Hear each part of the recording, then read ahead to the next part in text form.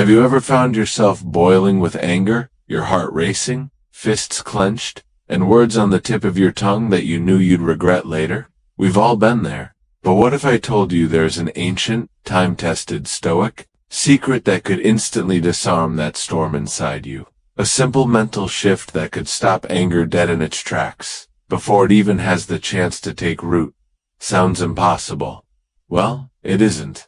For centuries, Stoic philosophers like Marcus Aurelius, Seneca, and Epictetus mastered the art of emotional control. While the world around them raged with wars, betrayals, and injustice, these men remained calm, composed, and unshaken. How did they do it? Was it sheer willpower, a lifetime of meditation, or something far simpler than we've been led to believe? In this video, we'll uncover that ancient Stoic secret, and once you understand it, you'll realize that anger isn't some unstoppable force. It's a reaction you can choose to let go of, starting right now. So, if you're ready to unlock the kind of unbreakable.com that would make even Marcus Aurelius proud, stay with me until the end, because what I'm about to share with you could change the way you respond to life's frustrations forever. Now, before we reveal this ancient Stoic secret, let's ask a simple question. What is anger? Really? Is it an unstoppable force?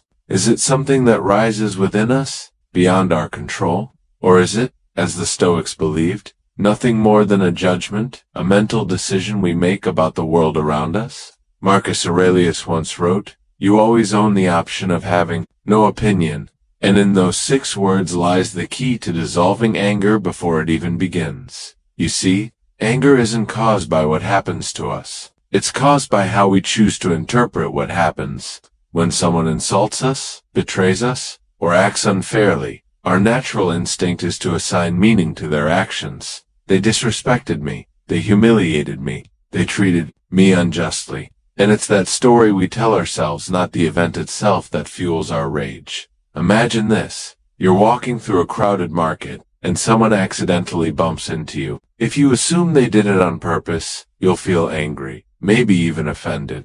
But if you believe it was a harmless mistake, you'll likely brush it off without a second thought. The event is the same. The difference is in your judgment. The Stoics understood this profoundly. Seneca said, "We suffer more in imagination than in reality." It's our imagination, the stories we construct about what something means, that ignite anger, anxiety, and suffering within us. Now here's where the ancient Stoic secret comes into play. The next time you feel anger rising, don't react. Don't clench your fists. Don't let your heart race. Instead, pause and ask yourself, is this truly bad, or is it just my opinion of it? This simple question, as harmless as it seems, is incredibly powerful. It creates space between the event and your reaction, and in that space, you regain control. Because here's the truth. Nothing outside of you has the power to disturb your peace, unless you give it permission. Not rude strangers, not unfair bosses, not petty gossip.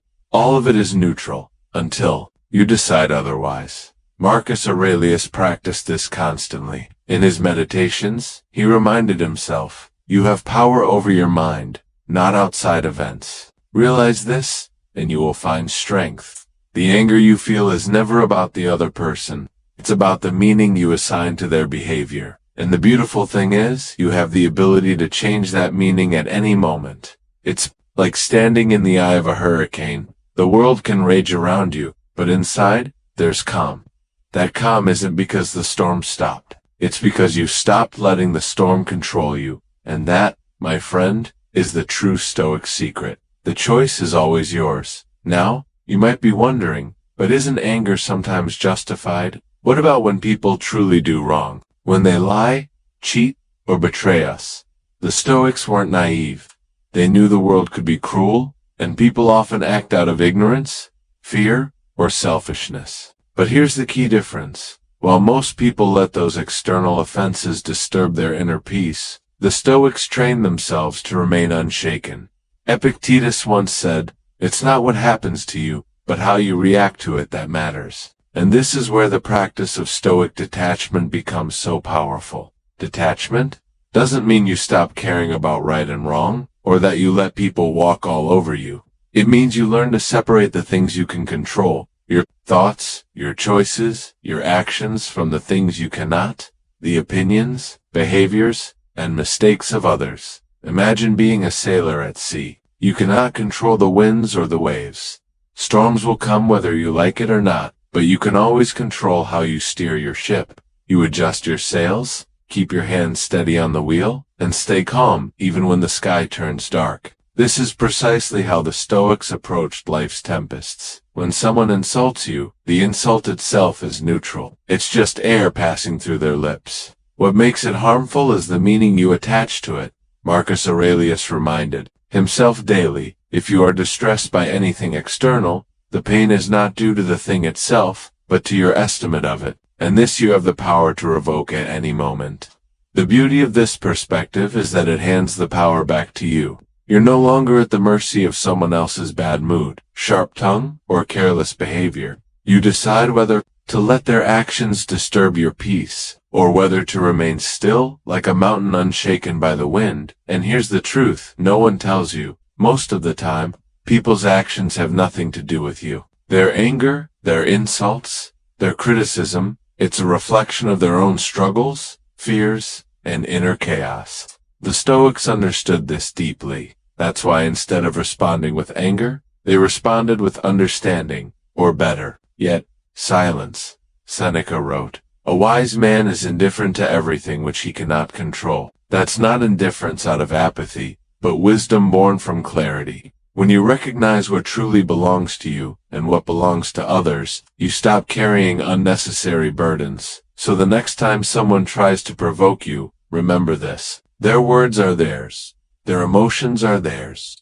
And you are free to let them pass through you like wind through an open window. You are under no obligation to pick up what doesn't belong to you.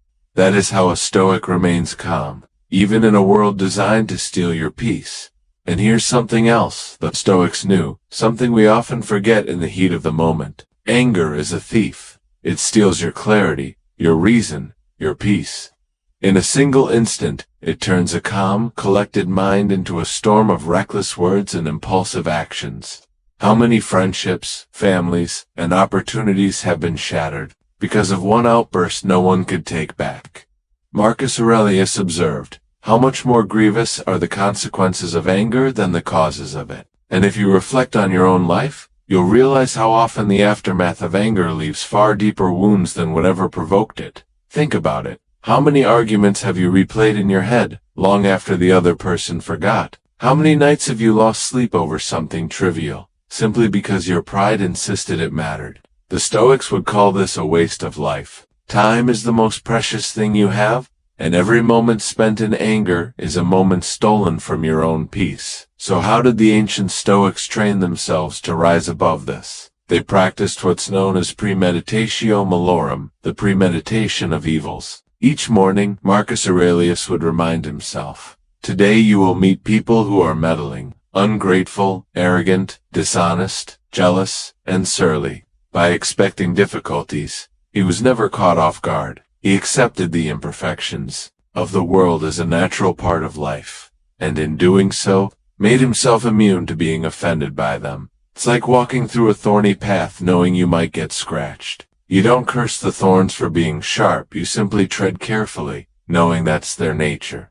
People are no different. Some will disappoint you, some will betray you, and some will speak without thinking. But none of this should be surprising, and none of it should disturb your inner peace. Another technique the Stoics used was to see situations from a broader, higher perspective. When something upset them, they would imagine how insignificant it would seem in a week, a month, or a year. Would it still matter? Would it even cross their minds? Most of the time, the answer is no. Seneca advised, "What need is there to weep over parts of life? The whole of it calls for tears." In other words, life is filled with countless troubles and injustices. Why waste precious energy on a single one? Choose instead to be the person who remains calm when others lose their heads, who speaks softly when others shout. The world already has enough noise. It doesn't need your anger added to it, so the next time you feel that familiar fire rising in your chest, pause, breathe, and ask yourself, is this worth the cost of my peace? chances are, it's not. Let it pass, like a dark cloud floating across a bright sky. This, my friend, is not weakness. It's power. The kind of power that commands true respect, not by dominating others, but by mastering yourself. But if you're thinking, easier said than done, you're right. Mastering anger isn't a one-time decision. It's a discipline, a mental practice you return to again and again, like training a wild horse to be calm under your command. It takes patience, it takes awareness, and most of all, it takes a willingness to value peace over pride. The Stoics understood that emotions aren't enemies. In fact, anger itself is a natural human impulse. What matters is what you do with it. You can either be a slave to it or a master of it. One of the simplest, yet most effective practices they used was the pause. Before reacting to any insult, offense, or irritation, they trained themselves to stop, even for a single breath, and ask, is this within my control? If it wasn't, they let it go. If it was, they addressed it calmly, without being carried away by impulse. You might be surprised how powerful a single pause can be. It's like stepping off a rushing train before it derails. It gives you that split second to choose wisdom over impulse, clarity over chaos. Another powerful Stoic technique is viewing the offender with empathy rather than hatred. Marcus Aurelius reminded himself that people who behave badly are often acting out of ignorance, pain, or poor upbringing. Their behavior reflects the kind of mind they live with, not your worth.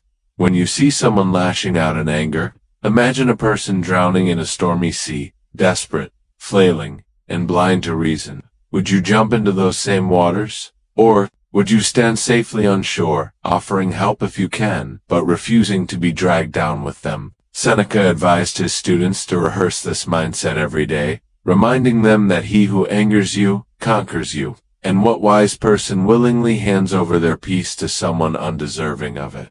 Another method the Stoics practiced was focusing on the impermanence of all things. They would reflect on how fleeting both insults and praise truly are. A harsh word lasts seconds, a difficult moment passes, and even life itself is but a brief moment in the vast timeline of existence. Why then would you waste your precious time and mental space on something so temporary?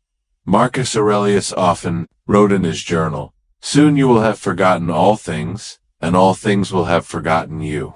It sounds somber at first, but there's a strange, liberating peace in this truth. It shrinks even the loudest insults into mere whispers, dissolving them into the air. So when someone offends you, or when life throws something unfair your way, pause.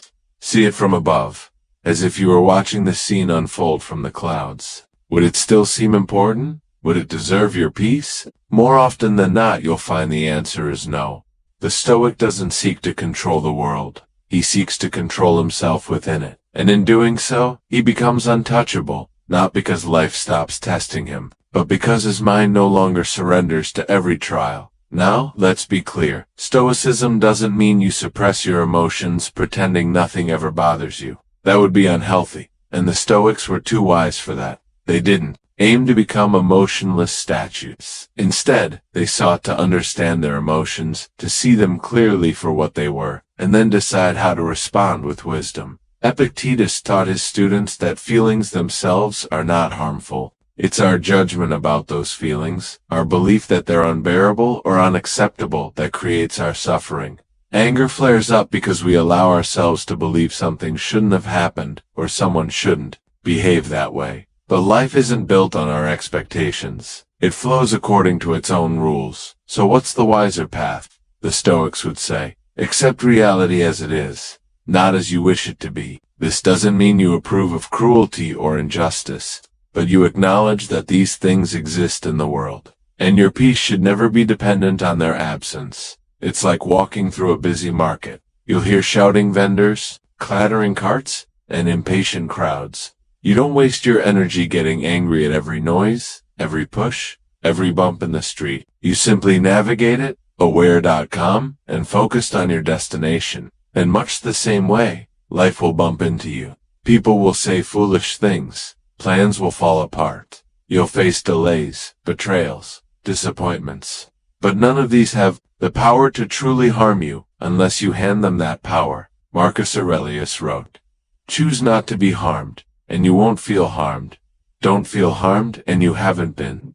This is one of the deepest truths of Stoicism, that your inner peace is always within your command. It might take effort, it might take practice, but it's always yours to claim. A helpful exercise the Stoics used was to remind themselves how insignificant most irritations are in the grand scale of time and space.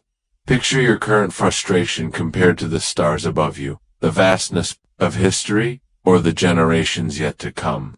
How much will it matter then? The answer is obvious. And in that small shift of perspective, anger loses its grip. Another beautiful habit is what I call the evening reflection. At the end of each day, Marcus Aurelius would ask himself, where did I lose my temper? Where did I remain calm? What could I do better tomorrow? Not to punish himself, but to learn. Anger isn't defeated in a single battle. It's a war fought over countless small moments, each one offering a chance to choose differently. So begin noticing those moments in your own life. When irritation rises, catch it. When frustration builds, breathe. When someone provokes you, observe your mind's reaction as a curious student would, not as a victim. That's how resilience is built. Not by avoiding difficult people or perfecting the world around you, but by mastering the kingdom within. Now here's a truth the Stoics deeply understood, and it's something most people miss in their day-to-day lives. Every person you meet is a mirror. They reflect not themselves, but the state of your own mind. When someone insults you, it isn't their words alone that sting. It's your belief that their words matter. It's your ego, your pride, your expectations being poked. The insult isn't the problem, your interpretation of it is. Epictetus said it best. It's not things themselves that disturb us, but our judgments about them. A foolish remark, a rude gesture, a betrayal. These are only as powerful as the meaning you attach to them. And this, my friend, is where your freedom lies. Imagine walking down a street, and a stranger shouts something ugly at you in a language you don't understand. Would you be offended? Would your heart race with anger? Of course not. The words would hold no meaning, no power. It's only when you assign meaning that pain arises. The Stoic learns to treat the insults and slights of others as if they were spoken in a foreign tongue, meaningless, weightless, passing sounds carried away by the wind. And what happens? When you do this, you become untouchable, not because the world stops being cruel, but because you no longer offer it permission to enter your inner sanctuary. Marcus Aurelius reminded himself, you have power over your mind, not outside events. Realize this, and you will find strength. It's a reminder we would do well to carry with us daily. This doesn't mean you become indifferent to injustice or wrongdoing. It means you choose your battles with wisdom. You decide where to place your attention and what to let pass like clouds in the sky. Another beautiful practice the Stoics recommended was to imagine the bigger story behind every person's actions. Is that rude shopkeeper snapping because he's cruel, or because he's grieving, or in pain, or carrying burdens you'll never see? Is the driver who cut you off truly your enemy, or just a flawed human being, caught up in the same storms of emotion you're trying to master? Seneca wrote, whenever you are angry, be assured that it is not only a present evil, but that you have increased a past one. In other words, every time you give in to anger, you not only suffer now, but you deepen the habit of suffering tomorrow. And what wise person would willingly dig that hole deeper? The Stoic path is one of liberation, not from life's hardships, but from the chains of your own untrained reactions. Every irritation, every insult, every setback is an opportunity, a chance to practice patience, wisdom, and strength. So the next time life tests you, and it will see it as a training ground, a forge where your character is tempered, like iron in the flame, will you melt into rage, or emerge sharper, stronger, calmer? The choice, as always, is yours. There's another lesson the Stoics would quietly remind themselves of, one that sounds simple, yet has the power to instantly dissolve anger the moment it appears. And it's this: nothing is personal. It feels personal, doesn't it? When someone disrespects you, when a stranger mocks you online, when a friend disappoints you, the sting hits because we believe the offense was aimed directly at us, at our worth, our identity, our very being. But Marcus Aurelius would stop and remind himself, they act according to their own nature, not because of you. The person who lashes out is revealing their own character, not making a statement about yours. Imagine a bitter wind howling through a mountain pass. Would you curse the wind for being cold? Would you shout at the storm for being fierce? Of course not. You'd accept it as part of nature and adjust your cloak, tighten your grip, and move forward. People are no different. They act according to the storms within them. When someone insults you or treats you unfairly, it has far more to do with the battles they're fighting than anything you've done. The Stoic understands this, and in doing so remains untouched. Epictetus taught, when someone provokes you, know that it is your own opinion which provokes you. It's not the act itself, but the meaning you attach to it. And the beautiful part is, you get to decide what meaning to give. You can choose to be wounded, to take offense, to carry that bitterness through your day like a heavy stone. Or you can see it as it truly is, an empty moment, a passing cloud, a reflection of another person's turmoil. And in that moment, you reclaim your peace. Another powerful practice the Stoics embraced was to imagine themselves on their deathbed. Strange as it sounds, it worked. They would ask, if this were my final day on earth, would this insult matter? Would this petty annoyance deserve even a moment of my limited time? The answer is almost always no. This exercise strips away illusions, revealing how trivial most frustrations are when viewed from the grand perspective of mortality. Life is short. Time is precious. Why waste it being angry over the small, forgettable actions of others? Seneca wrote, it is not that we have a short time to live, but that we waste much of it. Every moment spent in anger is a moment stolen. From peace, from clarity, from joy. So train yourself, little by little, to let go. The next time anger stirs, catch it, see it, question it. Remind yourself that it isn't personal. It's nothing more than a gust of wind in the endless weather of life. You can either be blown around by every storm, or stand firm like the oak tree, unmoved, grounded, at peace. That is the ancient Stoic secret.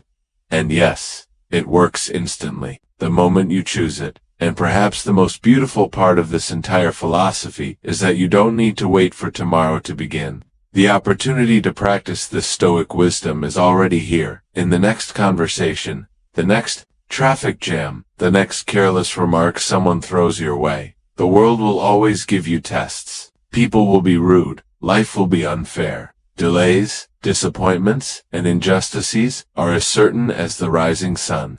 But each of these moments is an invitation, a chance to train the mind, to strengthen the soul, and to reclaim your power. Marcus Aurelius would remind himself daily, today I shall meet people who are meddling, ungrateful, arrogant, dishonest, jealous, and surly. Notice how he doesn't complain about it. He expects it. He prepares for it. Because when you expect difficulty, it loses its ability to surprise you. What if you, too, began each day with that kind of mindset? Not in a gloomy, cynical way, but as a warrior stepping onto the field, knowing challenges await, and ready to meet them with calm. Imagine your mind as a fortress. Each insult, each irritation, is like a stone thrown against its walls. Will you run out to meet every stone, or will you remain inside, secure and unshaken, watching each pebble fall harmlessly to the ground? The Stoic chooses the latter, and when you start viewing life this way, something remarkable happens. You stop taking offense so easily. You stop wasting energy trying to control other people's words or actions. Instead, you become deeply invested in mastering yourself, your thoughts, your reactions, your emotions. That's where true freedom lives. Not in changing the world, but in mastering your place within it. And this is a secret most people will never discover. They'll spend years, decades even, trying to rearrange external circumstances, thinking peace lies somewhere out there, just beyond the next achievement, the next apology, the next perfect moment. But the Stoic knows better. The Stoic knows peace isn't found in a quiet world. It's found in a quiet mind. Seneca said it clearly. No man was ever wise by chance. Wisdom takes practice. It takes reflection. It takes a decision, a choice you make not once, but 1,000 times a day. To pause instead of react. to see instead of judge, to rise above instead of sink down, and with each small victory, your power grows. Your inner strength sharpens. The storms of the world still rage, but you remain calm. You remain free. So when life tests you next, smile. Here comes your training ground. Here comes another chance to become untouchable. Now, before we close, I want you to imagine something. Picture yourself 1 year from now, a calmer, wiser, unshakable version of the person you are today. Someone who no longer snaps at petty annoyances, who no longer carries the bitterness of other people's actions. Someone whose peace comes from within and is no longer held hostage by circumstances. How different would your life be? The truth is, most people will never reach that state, not because it's impossible, but because they never practice it. They wait for life to get easier, for people to behave better, for luck to turn in their favor. But as the Stoics remind us, that day never comes. The world will always have storms. People will always be imperfect. What matters is the shelter you build inside your own mind. Marcus Aurelius left us a powerful reflection. If you are distressed by anything external, the pain is not due to the thing itself, but to your estimate of it. And this you have the power to revoke at any moment. It's like carrying a heavy bag filled with stones, believing you have no choice but to haul it through every day. And then, one moment of clarity strikes. You realize you can set it down. The weight was never yours to carry. That's what this Stoic wisdom offers.